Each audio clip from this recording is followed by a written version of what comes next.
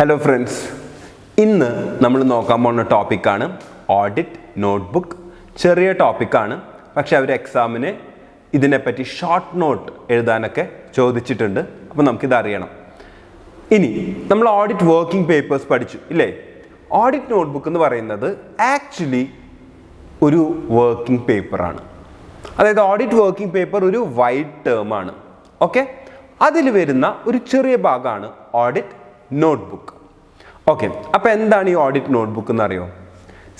നമ്മളൊരു ടീം ഓഡിറ്റിന് പോകാമെന്ന് വിചാരിക്കാം. അപ്പം നിങ്ങൾ ഓഡിറ്റ് പ്രോഗ്രാം ഞാൻ പഠിപ്പിച്ചത് ഓർമ്മയില്ലേ? അപ്പോൾ അതിൽ ഞാൻ ഓരോരുത്തർക്കും ഓരോ ജോലി പറഞ്ഞിട്ടുണ്ട്. ജോ ഫിക്സഡ് അസറ്റ്സ് നോക്കണം, രാഹുൽ സ്റ്റോക്ക് നോക്കണം, അജയ് ലയബിലിറ്റീസ് നോക്കണം, ഓക്കെ, പിന്നെ വിജയ് ഇൻകം നോക്കണം. അങ്ങനെ ഓരോരുത്തർക്കും ഞാൻ ടോട്ടൽ അക്കൗണ്ട്സിന് ഡിവൈഡ് ചെയ്ത് ഓരോരുത്തർക്കും ഓരോ വർക്ക് കൊടുത്തിട്ടുണ്ട്. അപ്പോൾ ഈ വർക്ക് ചെയ്യുമ്പോൾ ഓട്ടോമാറ്റിക്കലി ഇവർക്ക് കുറച്ച് ഡൗട്ട്സ് വരില്ലേ? ഇവർക്ക് ക്ലയൻറ്റിൻ്റെ അടുത്ത് കുറച്ച് ക്ലാരിഫിക്കേഷൻസ് ചോദിക്കാനുണ്ടാവില്ലേ? ഇവർ കുറച്ച് കള്ളത്തരങ്ങൾ മനസ്സിലാക്കില്ലേ? ഓക്കെ, അപ്പോൾ ഇതൊക്കെ മനസ്സിൽ വെച്ച് കഴിഞ്ഞാൽ എന്താ ഉണ്ടാവുക? അത് മറക്കും. അപ്പോൾ ഞാൻ എന്ത് ചെയ്തു? ഞാൻ അവർക്ക് എല്ലാവർക്കും കുറച്ച് A4 ഷീറ്റ്സ് കൊടുത്തു, ബ്ലാങ്ക് പേജസ്.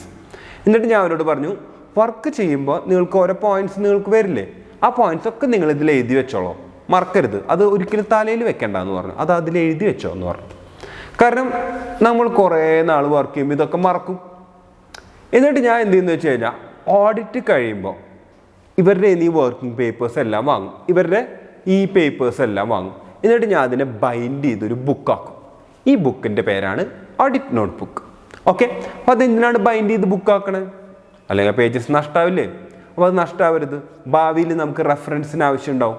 ഓക്കെ, അപ്പോൾ ഈ പേപ്പേഴ്സ് എല്ലാവരും എനിക്ക് തരും, എന്നിട്ട് അതിനെ ഞാൻ ബൈൻഡ് ചെയ്യും. അതുകൊണ്ടാണ് ഇവിടെ ഡെഫിനിഷനിൽ എന്താ പറയണതെന്ന് നോക്കൂ. It is A audit notebook. It is A bound book containing large variety of matters observe during the audit. അത്രേ ഉള്ളൂ. ഇതിൽ എന്തുണ്ടാവാം എന്തുണ്ടാവരുത് എന്നൊന്നും പ്രത്യേകം പറഞ്ഞിട്ടൊന്നുമില്ല. പക്ഷെ നമ്മൾ പഠിക്കും, കണ്ടൻസ് നമ്മൾ പഠിക്കും. ഓക്കെ, പക്ഷെ അവർക്ക് തോന്നുന്ന ഡൗട്ട്സ്, എന്നോട് പറയാനുള്ള ഇമ്പോർട്ടൻറ്റ് കാര്യങ്ങൾ, അവർ കണ്ടുപിടിച്ചിട്ടുള്ള കള്ളത്തരങ്ങൾ, ഇതെല്ലാം നമ്മളിങ്ങനെ ഒരു ഓഡിറ്റ് നോട്ട്ബുക്ക് ആവും. ഓരോ ഓഡിറ്റിനും നമ്മൾ ഒരു നോട്ട്ബുക്ക് എടുക്കും. ഒരു നോട്ട്ബുക്ക് എടുക്കല്ല, പിന്നീട് അത് ഉണ്ടാവുകയാണ്. എല്ലാവർക്കും നമ്മൾ ആദ്യം പേജസ് കൊടുക്കും, പിന്നീട് അതെല്ലാം ബൈൻഡ് ചെയ്ത് ഒരു നോട്ട്ബുക്ക് ആക്കും. ഓക്കെ, അപ്പോൾ first day, second day, first വീക്കിൽ ഒബ്സർവ് ചെയ്ത കാര്യങ്ങളെല്ലാം ചിലപ്പോൾ 2 മാസം കഴിഞ്ഞിട്ട് ആ ഓഡിറ്റ് തീരുക. ആ ഡേ 60 നമ്മളെടുത്ത് നോക്കാൻ നമുക്ക് പറ്റും. ഫസ്റ്റ് ഡേ എനിക്ക് ഇന്ന കാര്യങ്ങളുണ്ടായിരുന്നു, ഇന്ന ഡൗട്ട്സ് ഉണ്ടായിരുന്നു, ഇന്ന വർക്ക് ഞാൻ പെൻഡിങ് വെച്ചിട്ടുണ്ട്, അതൊക്കെ ഞാനിപ്പോൾ തീർത്തു. അങ്ങനെ കുറേ ഇൻഫർമേഷൻ ഈ ഓഡിറ്റ് നോട്ട്ബുക്കിൽ ഉണ്ടാവും. ചുരുക്കം പറഞ്ഞാൽ അതൊരു വർക്ക് ഡയറിയാണ്. എല്ലാ ഓഡിറ്റ് സ്റ്റാഫിൻ്റെയിലും ഒരു വർക്ക് ഡയറി, ആ പെർട്ടിക്കുലർ വർക്കിൻ്റെ കാര്യങ്ങൾ എഴുതി വെക്കാം. Okay, let's see. It is a bound book containing large variety of matters observed during the audit. Fine. Separate book for each audit. എന്ന് പറഞ്ഞാൽ എന്താണ്? അതായത് സാം ലിമിറ്റഡിൻ്റെ 2018-19 ഓഡിറ്റിന് ഒരു ബുക്ക് ഉണ്ടാവും. ഓക്കെ, അത് കഴിഞ്ഞാൽ ഓഡിറ്റ് കഴിഞ്ഞു. ഇനി അടുത്ത കൊല്ലം വേറെ നോട്ട്ബുക്ക് എടുക്കണം. സാം ലിമിറ്റഡിൻ്റെ തന്നെ 2019-20 ഓഡിറ്റിന് വേറെ ബുക്ക്. മനസ്സിലായില്ലേ? Fine. It acts as an evidence if any charge is brought against the auditor. നമ്മൾ വർക്കിംഗ് പേപ്പറിൽ പഠിച്ച അതേ കാര്യമാണ്. എന്തെങ്കിലും കോടതിയിൽ ഒരു കേസ് വരെയാണ് ഓഡിറ്റർ വർക്ക് ചെയ്തിട്ടില്ല മര്യാദയ്ക്ക് എന്ന് പറയുമ്പോഴൊക്കെ നമ്മുടെ എവിഡൻസ് ആവാൻ മറ്റു വർക്കിംഗ് പേപ്പേഴ്സ് പോലെ തന്നെ ഓഡിറ്റ് നോട്ട്ബുക്കും നമുക്ക് ഹെൽപ്ഫുൾ ആവും. നമുക്കതിൽ കാണിക്കാം നമ്മൾ ചെയ്ത വർക്ക് ഇതൊക്കെയാണ്. മാത്രമല്ല ഞാൻ എന്ത് ചെയ്യുന്നറിയോ, ഞാൻ എൻ്റെ ഓഡിറ്റ് സ്റ്റാഫിൻ്റെ അടുത്ത് അവരെ ഓരോ ദിവസം വർക്ക് ചെയ്ത് കഴിഞ്ഞാൽ ഞാൻ പറയും, നിങ്ങളുടെ വർക്കിംഗ് പേപ്പേഴ്സ് കൊണ്ടുവരും ഇന്നത്തെ എന്ന് പറയും. അപ്പോൾ അവർ അന്നത്തെ ദിവസം അവർ എഴുതി കൊണ്ടുവന്ന പോയിൻറ്റ്സും കാര്യങ്ങളെല്ലാം നോക്കും. അപ്പോൾ അത് നോക്കുമ്പോൾ എനിക്കറിയാം ഇവരെത്ര ആത്മാർത്ഥയോട് കൂടി ഇന്ന് വർക്ക് ചെയ്തിട്ടുണ്ടെന്ന്. ആ നോട്ട് പേപ്പറിൽ ഒറ്റ പോയിന്റ്സ് ഇല്ല, അതിലൊന്നും എഴുതി വെച്ചിട്ടില്ല, ബ്ലാങ്ക് പേപ്പറാണ് അവർ കൊണ്ടുവരുന്നത്. എനിക്കറിയാം ഇന്ന് അവരത്ര ശ്രദ്ധ ചെയ്തിട്ടില്ല. ഓക്കെ, പക്ഷെ ഞാനങ്ങനെ ഓവറായിട്ട് അവരെ പ്രഷറൈസ് ചെയ്യില്ല. അപ്പോൾ അവരത് കുത്തി നിറയ്ക്കും. ഞങ്ങൾ ഇന്ന് കുറേ വർക്ക് ചെയ്തിട്ടുണ്ടെന്ന് കാണിക്കാൻ. അതിൻ്റെ ആവശ്യമില്ല, പക്ഷേ നമ്മൾ ശ്രദ്ധിച്ച് വർക്ക് ചെയ്താൽ നമുക്ക് കുറച്ച് പോയിന്റ്സ് ഒക്കെ കിട്ടും. Okay, fine.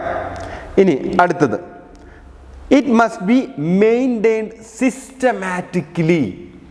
അതായത് ഡെയിലി ഞാൻ അവരോട് പറയും, ഇന്നത്തെ വർക്ക് ക്ലീനായിട്ട് നീറ്റായിട്ട് നിങ്ങളുടെ ആ പേപ്പറിൽ എഴുതിയിട്ട് നിങ്ങൾ എനിക്ക് കൊണ്ടുവന്ന് തരണം. ഇത് ബൈൻഡ് ചെയ്യാനുള്ളതാണ്, ഇത് കളയാൻ പാടില്ല.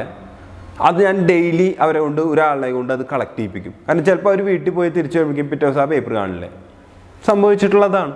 അപ്പോൾ ഡെയിലി ഒരാളുടെ അടുത്ത് ഞാൻ പറയും, ഇതെല്ലാം കളക്ട് ചെയ്ത് നിങ്ങളുടെ റെസ്പോൺസിബിലിറ്റിയാണ്. ഓക്കെ, എന്നിട്ട് ലാസ്റ്റ് നമ്മൾ ഇതൊക്കെ കൂടി ബൈൻഡ് ചെയ്യും. അപ്പോൾ ഓഡിറ്റ് കഴിഞ്ഞ് അടുത്ത കൊല്ലം അല്ലെങ്കിൽ 5 കൊല്ലം കഴിഞ്ഞിട്ടാണെങ്കിലും നമുക്ക് ഈ ബുക്ക് എടുത്ത് നോക്കാം. ഫൈൻ. പിന്നെ ഇന്നത്തെ കാലത്ത് ആക്ച്വലി ഇപ്പം ഇത് ഇലക്ട്രോണിക്കലി ആക്കി എന്ന് വെച്ച് കഴിഞ്ഞാൽ അത് ഓരോ ഫോംസിന് അവർക്ക് ഇഷ്ടമുള്ള പോലെ ചെയ്യാം. നമ്മൾ എന്ത് ചെയ്യുന്നത് വെച്ച് കഴിഞ്ഞാൽ ഈ പേപ്പറിൽ എഴുതി കളയണേക്കാളും ഭേദം എല്ലാവരും അതിൽ ലാപ്ടോപ്പ് ഉണ്ട്, നേരെ അത് എക്സലിൽ എഴുതിയിടാൻ പറയും. ഓക്കെ, അപ്പോൾ എക്സലിൽ ഈ പോയിന്റ്സ് എല്ലാം നോട്ട് ഡൗൺ ആയി. ഫൈൻ. അപ്പോൾ ഇനി അതൊരു ബുക്ക് ആക്കണമെന്നില്ല, അതിനൊരു ഫയലാക്കിയാൽ മതി. എൻ്റെ കമ്പ്യൂട്ടറിൽ എനിക്ക് സേവ് ചെയ്യാം സിമ്പിളായിട്ട്.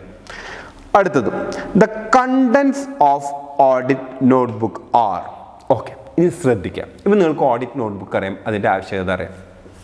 ഇനി ഒരു പ്രശ്നം വരാൻ പോകണം എന്താണെന്ന് വെച്ച് കഴിഞ്ഞാൽ, നിങ്ങൾക്ക് ഓഡിറ്റ് വർക്കിംഗ് പേപ്പേഴ്സ് എന്താണെന്ന് അറിയാം, അതിൽ വരുന്ന കാര്യങ്ങൾ എന്താണെന്ന് നിങ്ങൾ ഓൾറെഡി പഠിച്ചു കഴിഞ്ഞ ലെക്ചറിൽ. ഇനി ഇവിടെ കണ്ടൻസ് ഓഫ് ഓഡിറ്റ് നോട്ട്ബുക്ക് വരും. അപ്പോൾ കുട്ടികൾ എന്ത് ചെയ്യും? ഇതും അതും കൂടി കൺഫ്യൂസ് ചെയ്യും. നമ്മൾ പെർമനൻറ്റ് ഫയലിലും കറണ്ട് ഫയലിലും പഠിച്ച കാര്യങ്ങളും ഓഡിറ്റ് നോട്ട്ബുക്കിൽ വരുന്ന കാര്യങ്ങളും കൂടി കൺഫ്യൂസ് ചെയ്യും.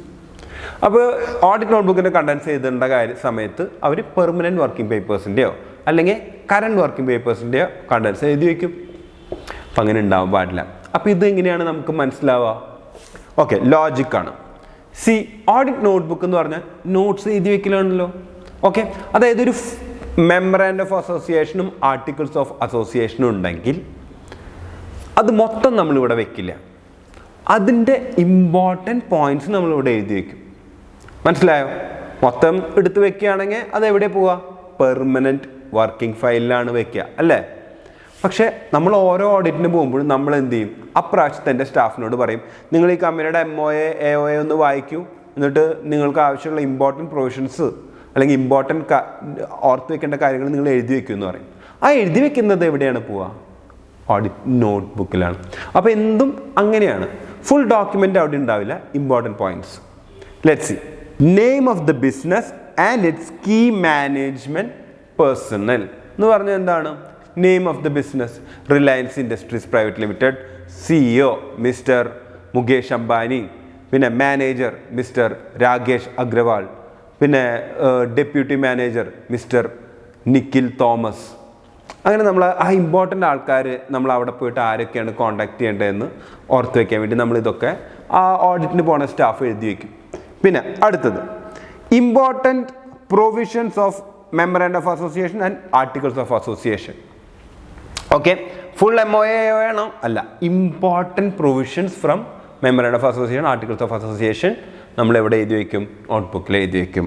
പിന്നെ നമ്മളിവിടെ ഒരു പോയിന്റ് വിട്ടു അല്ലേ, ഓർഗനൈസേഷണൽ സ്ട്രക്ചർ. ഓർഗനൈസേഷണൽ സ്ട്രക്ചർ എന്ന് പറഞ്ഞാൽ എന്താണ്? ഞാൻ കാണിച്ചു തരാം. സി, ഇതാണ് ഒരു ഓർഗനൈസേഷണൽ സ്ട്രക്ചർ അല്ലെങ്കിൽ ഓർഗനൈസേഷണൽ ചാർട്ട്.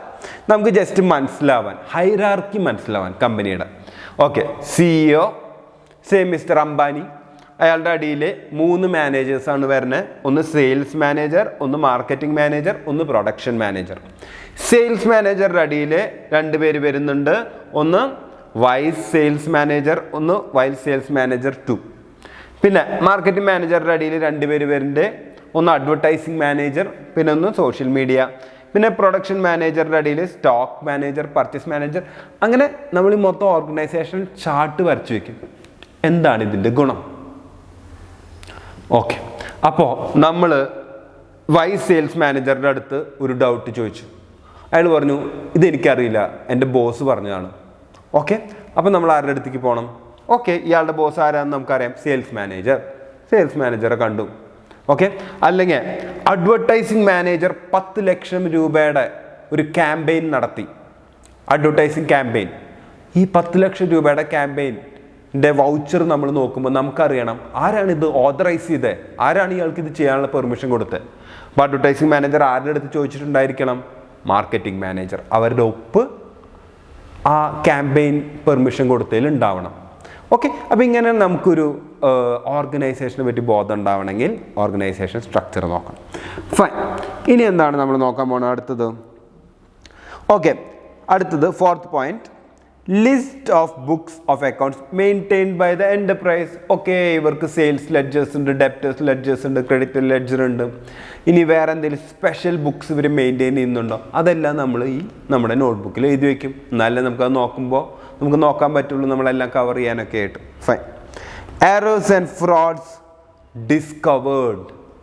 ഓക്കെ, ഈ എറേഴ്സ് ആൻഡ് ഫ്രോഡ്സ് ഡിസ്കവർ ചെയ്ത് നമ്മളെങ്ങനെ എഴുതി വയ്ക്കാമെന്നറിയോ? ഞാൻ കാട്ടിത്തരാം. ഇത് കണ്ടോ, ഓരോ സ്റ്റാഫും അവരവരുടെ വർക്ക് ചെയ്യണോടത്ത് അവരിതുപോലെ ഒരു ക്വയറി ഷീറ്റ് ഉണ്ടാവും. ഇതും ഒരു ഓഡിറ്റ് നോട്ട്ബുക്കിൻ്റെ ഭാഗമായിട്ട് പോകുന്ന വർക്കിംഗ് പേപ്പറാണ്. Okay, query sheet, verification of fixed assets. ഇത് ഞാൻ ചെയ്ത ജോലിയാണ്. ഫിക്സഡ് അസറ്റ്സ് ഞാൻ വെരിഫൈ ചെയ്തു. ആരാണ് പ്രിപ്പയർ ചെയ്ത് നോക്കണേ? ജോ. അപ്പോൾ എന്തൊക്കെയാണ് ഇതിൽ നിങ്ങൾക്ക് കാണാനുള്ളത്? ഡേറ്റ്, ഇതെന്താണെന്നറിയോ? വൗച്ചർ നമ്പർ 23 നമ്മൾ എടുത്തു. ഓക്കെ, അതിൻ്റെ ഡേറ്റാണ് ഈ എഴുതി നോക്കണത്. 27th December 2020 voucher number 23. Machine number 53യുടെ ആണ് ഈ query. Bill missing. Machine number 53 വാങ്ങിയിട്ടുണ്ട്, പക്ഷെ അതിൻ്റെ ബില്ല് കാണാനില്ല. അപ്പം നമ്മൾ അവരോട് എന്ത് ചോദിക്കും? എക്സ്പ്ലനേഷൻ ചോദിക്കും നമ്മുടെ ക്ലയൻറ്റിൻ്റെ അടുത്ത്. അപ്പോൾ ക്ലയൻറ്റ് നമുക്ക് എന്ത് തരണം? എക്സ്പ്ലനേഷൻ തരണം. എന്ത് വേണമെങ്കിലും അവർ ചിലപ്പോൾ എന്താവാം, bill yet to be received from manufacturer എന്ന് പറഞ്ഞാൽ എന്താണ്? ഇതിൻ്റെ ബില്ല് ഇതുവരെ ഞങ്ങൾക്ക് കിട്ടിയിട്ടില്ല, മാനുഫാക്ചറർ ഈ മെഷീൻ്റെ ബില്ല് ഞങ്ങൾക്ക് തരും. അപ്പം നമ്മൾ എന്ത് ചെയ്യണം? നമ്മൾ ഓർത്ത് വെക്കണം, ഇവരിത് പറഞ്ഞിട്ടുള്ള എന്താണ്? ഇതുവരെ ബില്ല് അവർക്ക് കിട്ടിയിട്ടില്ല എന്നാണ്. കിട്ടുമ്പോൾ നമ്മളെ കാണിക്കണം. ഓക്കെ, അപ്പോൾ അതിന് ഇത് ഹെൽപ്ഫുൾ ആവും. പിന്നെ അടുത്തത് എന്താണ്? 5th January എന്താ ഉണ്ടായ? Voucher number 47 no signature of manager. വൗച്ചറിൽ മാനേജറുടെ സിഗ്നേച്ചർ ഇല്ല എന്ന് പറഞ്ഞു കഴിഞ്ഞാൽ ആ ട്രാൻസാക്ഷൻ ആരാണ് ഓതറൈസ് ചെയ്തിട്ടുള്ളത് എന്നുള്ളതിനെ പറ്റി നമുക്ക് ഉറപ്പില്ല. ഓക്കെ, അവരുടെ സീനിയറുടെ സിഗ്നേച്ചർ ആ വൗച്ചറിലില്ല. പിന്നെ voucher number 53 no entry found in Tally. നമ്മുടെ കയ്യിൽ വൗച്ചർ കിട്ടി, പക്ഷെ ടാലിയിൽ നോക്കുമ്പോൾ ഇങ്ങനെ ഒരു ജേർണൽ എൻട്രി ഇല്ല. അപ്പോൾ ഇതൊക്കെ നമ്മൾ ഈ ക്വയറി ഷീറ്റിൽ എഴുതി വയ്ക്കും. ഇതൊക്കെ നമ്മൾ ഓരോ ക്വയറി ഷീറ്റായിട്ട് എക്സ്പ്ലനേഷൻ നമ്മുടെ ക്ലയൻറ്റിൻ്റെ നമ്മൾ വാങ്ങും. എന്നിട്ട് ഇതൊക്കെ നമ്മൾ വാങ്ങിയിട്ട് കളയാൻ പറ്റുമോ? ഇല്ല, അതൊക്കെ നമ്മൾ സേവ് ചെയ്ത് വെക്കും. അത് നമ്മുടെ ഓഡിറ്റ് നോട്ട്ബുക്കിൻ്റെ ഭാഗമാവും. ഫൈൻ. അപ്പോൾ അത് list of errors and frauds discovered കണ്ടു. Matters requiring explanations or clarifications, അതും ഈ ക്വയറി ഷീറ്റിൽ നമ്മൾ അത് കണ്ടു ഇല്ലേ? നമ്മൾ എറേഴ്സ് ആൻഡ് ഫ്രോഡ്സ് ഡിസ്കവർ ചെയ്തു, അതിൽ ക്ലാരിഫിക്കേഷൻ ഉള്ളതൊക്കെ നമുക്ക് അതിൽ എഴുതി വയ്ക്കാം. Special points that needs attention in audit. Okay, നമ്മൾ ഓഡിറ്റ് ചെയ്യുമ്പോൾ നമുക്ക് കുറച്ച് ഇമ്പോർട്ടൻ്റ് ആയിട്ടുള്ള കാര്യങ്ങൾ ഓർമ്മ വരും. ലെറ്റ്സ് സേ ഇത് ചില എക്സാമ്പിൾസ് ആണ്. സ്പെഷ്യൽ പോയിന്റ്സ് എന്തൊക്കെയാണ്? Check if the research and development expenses were authorised by the board of directors. നമ്മൾ ഓഡിറ്റ് ചെയ്യുമ്പോൾ 2 കോടി രൂപയുടെ research and development expenses. Okay, അപ്പോൾ ഇത്രയും huge amount research and development spend ചെയ്തിട്ടുണ്ട്. ഇതിന് ബോർഡിൻ്റെ ഓതറൈസേഷൻ ഉണ്ടോ എന്ന് ഞാൻ പിന്നെ നോക്കണം. അപ്പോൾ അത് ഞാൻ മറക്കാൻ പാടില്ല, ഞാൻ എഴുതി വെച്ചു. പിന്നെ അടുത്തത് check if insurance is renewed. കമ്പനിയുടെ ജനറൽ ഇൻഷുറൻസ് ഇവർ റിന്യൂ ചെയ്തിട്ടുള്ള അതിൻ്റെ ഡോക്യുമെൻറ്റ്സ് ഇതുവരെ കണ്ടിട്ടില്ല. അപ്പോൾ അതിന് ഞാൻ ചെക്ക് ചെയ്യണം അവർ ചെയ്തിട്ടുണ്ടോ. പിന്നെ check if MCA returns are filed. Company MCAക്ക് റിട്ടേൺസ് ഫയൽ ചെയ്തതിൻ്റെ ഡോക്യുമെൻറ്റ്സ് കണ്ടിട്ടില്ല, അത് ചെയ്തിട്ടുണ്ടോ നോക്കണം. അപ്പോൾ ഇങ്ങനത്തെ കുറേ നോട്ട്സും കാര്യങ്ങളും നമുക്ക് ഓർമ്മ വരും. അപ്പോൾ ഇത് നമുക്ക് മനസ്സിലാവും. അപ്പോൾ ഇത് ഇനി മറക്കാണ്ടിരിക്കാൻ നമ്മൾ ഓഡിറ്റ് നോട്ട്ബുക്കിൽ എഴുതി വയ്ക്കും. ഫൈൻ. സോ അത്ര മതി. ഓക്കെ, ഇതാണ് ഓഡിറ്റ് നോട്ട്ബുക്ക്. ചെറിയ ടോപ്പിക്കാണ്, പക്ഷേ പഠിച്ചു പോവാം, എക്സാമിന് വരാനുള്ള ചാൻസ് ഉണ്ട്. ശരി, അടുത്ത ലെക്ചറിൽ കാണാം. Okay, by.